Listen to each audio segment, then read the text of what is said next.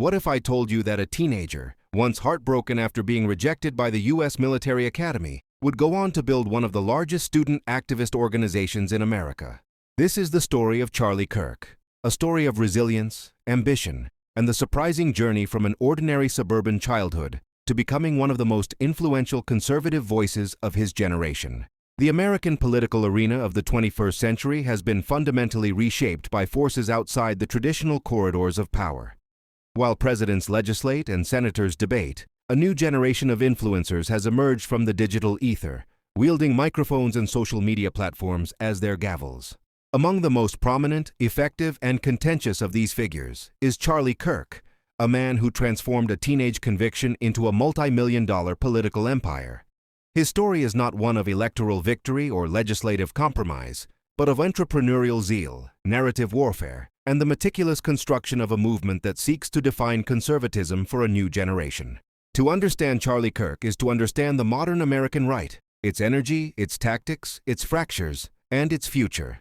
Part 1. The Seedbed of Conviction, 1993-2012. Charles Joseph Kirk II was born on October 14, 1993, in the affluent suburb of Northbrook, Illinois.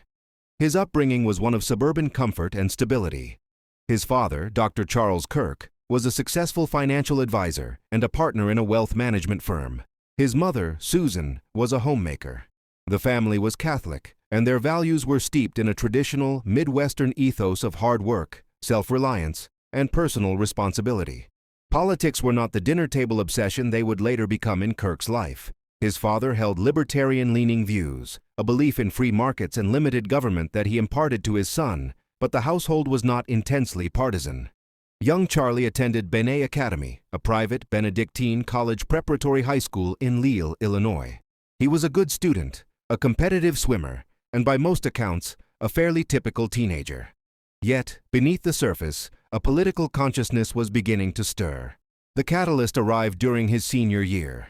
A class assignment required him to engage with political material that challenged his worldview. He was introduced to the works of Dinesh D'Souza, specifically the books The Roots of Obama's Rage and America, Imagine a World Without Her. For Kirk, these were not just books, they were revelations. D'Souza's thesis, that President Barack Obama's policies were driven by an anti-colonial ideology inherited from his father, and that progressive narratives fundamentally sought to apologize for and dismantle American exceptionalism, resonated deeply. Kirk began to see his surroundings through a new lens. He perceived a leftist bias permeating his education, the media, and popular culture. He felt that conservative ideas were not merely disagreed with, but were actively silenced and stigmatized. This sense of intellectual alienation became the core around which his future would be built. He started a conservative club at his high school, an early experiment in creating a space for right-leaning discourse. He began devouring conservative media, from Rush Limbaugh's radio show to the writings of Mark Levin. He saw a gaping void. There was no vibrant, well-organized, youth-oriented conservative movement to counter what he saw as a monolithic progressive culture on college campuses. The idea for Turning Point USA was born not in a boardroom, but in the frustration of a high school student who felt his side had no voice. Part 2. The Grind and the Ascent, 2012-2016. In 2012, at the age of 18, Kirk officially launched Turning Point USA, TPUSA, from his parents' home. The mission statement was clear and ambitious: to identify, educate, train, and organize students to promote the principles of fiscal responsibility, free markets, and limited government. The organization's primary battlefield would be the nation's high school and college campuses, which Kirk famously dubbed islands of totalitarianism in a sea of freedom. The early days were characterized by a grueling, nomadic hustle. Kirk deferred acceptance to West Point and then later to Baylor University, choosing instead to pour all his energy into TPUSA. He spent much of 2013 and 2014 driving across the country in a dilapidated Honda, often surviving on fast food and sleeping in his car or on the couches of sympathetic students. He would speak to any group that would have him, sometimes to audiences of just 5 or 10 people. He was a raw but compelling speaker, young, energetic, and armed with a simple, forceful message. You are not alone. Your ideas are not wrong. And we need to fight back. The breakthrough from fringe project to viable organization came through strategic mentorship and financial backing. An early believer was Foster Friess, a wealthy Wyoming investor and conservative donor. Fries provided not just crucial funding, but also credibility, introducing Kirk to a network of wealthy conservatives. This was followed by even more significant support from Diane Hendricks, a Wisconsin billionaire and roofing magnate, and later, the Mercer family, renowned patrons of the populist right. This influx of capital was transformative. It allowed TPUSA to professionalize, hiring staff, opening a headquarters in Phoenix, Arizona, and investing in sophisticated marketing and outreach materials. Kirk's strategy was multi-pronged. 1. Campus chapters, establishing student-led TPUSA chapters to host events, tabling, and create a sense of community for conservative students. 2. Professors' Watch List, a controversial website launched in 2016 that listed university professors accused of discriminating against conservative students and advancing leftist propaganda in the classroom. Critics called it a McCarthyite blacklist, while Kirk defended it as a necessary tool for accountability. 3. High-profile events, organizing large conferences to train activists and generate media attention. The pivotal moment for Kirk and TPUSA was the 2016 presidential election. Initially a supporter of Senator Ted Cruz, Kirk quickly pivoted to become one of the most energetic and visible surrogates for Donald J. Trump on youth platforms. He saw in Trump's America First populism a perfect alignment with his own message, a rejection of political correctness, a defense of free speech, and an unapologetic celebration of American patriotism. TPUSA's Student Action Summit, SAS, became a key stop for Trump and his allies, cementing Kirk's status as a rising star in the new conservative firmament. Part 3. The Message and the Machine.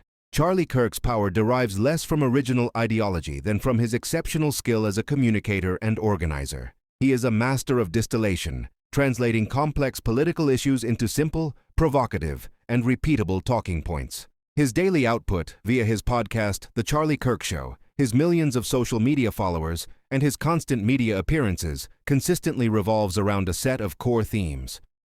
The campus free speech crisis. This remains the foundational pillar of his appeal. He relentlessly highlights instances where conservative speakers are shouted down, disinvited, or protested.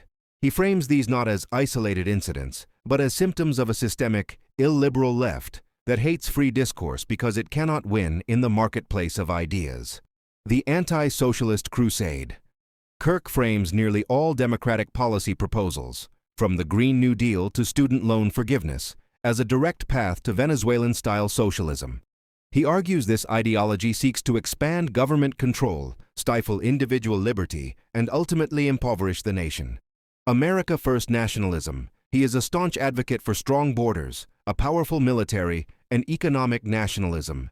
He consistently argues that American interests must be placed above globalist agendas and international organizations. The war on wokeism. Kirk is a leading soldier in the conservative battle against critical race theory, CRT, identity politics, and what he often terms cultural Marxism. He argues these frameworks are designed to divide Americans by race and gender, instill a sense of guilt and shame, and undermine the foundational principles of individualism and meritocracy. His delivery is characterized by a rapid-fire, confident, and often combative style. He speaks in declarative sentences, uses stark binaries, freedom versus socialism, patriotism versus globalism, and employs a sense of urgency that is highly effective at mobilizing his audience. He positions himself and his followers as a persecuted but courageous minority fighting a powerful establishment. The TPUSA machine is a testament to his entrepreneurial acumen. It has expanded far beyond campus chapters. Its Turning Point Endowment works to place conservative speakers on college faculties. Its Turning Point Faith Division engages religious conservatives. Its events, particularly the SAS, are massive productions featuring former presidents, media celebrities, and influencers, designed to create a sense of momentum and community. Kirk himself has become a brand, authoring best-selling books like Time for a Turning Point and The MAGA Doctrine, and co-founding a podcast network and a clothing line. Part 4. Controversy and criticism. Kirk's rise has been met with intense criticism and scrutiny from the left, the media, and even some quarters of the right. The criticisms are several-fold. Accuracy and fact-checking. Kirk has been repeatedly fact-checked by organizations like PolitiFact and CNN for making misleading or false statements. Critics accuse him of prioritizing provocative narrative over factual accuracy on issues ranging from election integrity to the COVID-19 pandemic. Inflammatory rhetoric. Opponents argue his language is deliberately alarmist and divisive, designed to provoke outrage and cultural resentment rather than foster genuine debate. His comments on race, gender, and immigration often draw particular fire. Organizational scandals. TPUSA has faced internal and external challenges. It has been criticized for its spending practices and high salaries for executives. There have been public incidents of racism among some campus representatives, which critics point to as evidence that the organization's colorblind rhetoric does not match the reality on the ground. The professor watch list continues to be condemned by academic organizations as an attempt to intimidate faculty. The grift narrative. Some critics on both the left and the right argue that Kirk and similar figures are primarily motivated by financial gain, building a lucrative career by stoking the fears and grievances of their audience. Kirk and TPUSA dismiss these criticisms as attacks from a hostile establishment threatened by their success. They argue that fact-checkers are themselves biased, and that their rhetoric is merely a forceful defense of conservative values against a relentless progressive onslaught. Part 5. Legacy and Impact. Charlie Kirk is still a young man, and his ultimate legacy is yet to be determined. He operates in the world of political influence, not elected governance. His power is not measured in votes he casts, but in the students he mobilizes, the narratives he amplifies, and the money he raises. His impact, however, is already significant. He has achieved his original goal. TPUSA has created a visible and vocal community for young conservatives that did not exist at its current scale before 2012. He has provided a toolkit, a network, and a sense of belonging to thousands of students who felt politically homeless on their campuses. He has forced a national conversation about free speech and bias in education. He has also become a symbol of the transformation of the conservative movement. He represents its shift away from the neoconservatism and libertarianism of the past toward a more populist, nationalist, and combative politics embodied by Donald Trump. He is a product of the new media ecosystem, having built a direct line to his audience that bypasses traditional gatekeepers.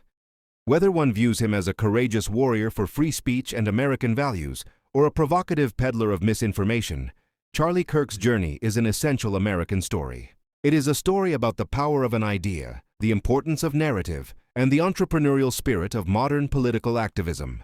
He has demonstrated that in today's world, influence is no longer solely won in marbled halls. It is built in conference centers, broadcast on podcasts, and fought for in the relentless, unforgiving arena of digital media. His story is still being written, but he has already indelibly shaped the chapter on youth politics in America.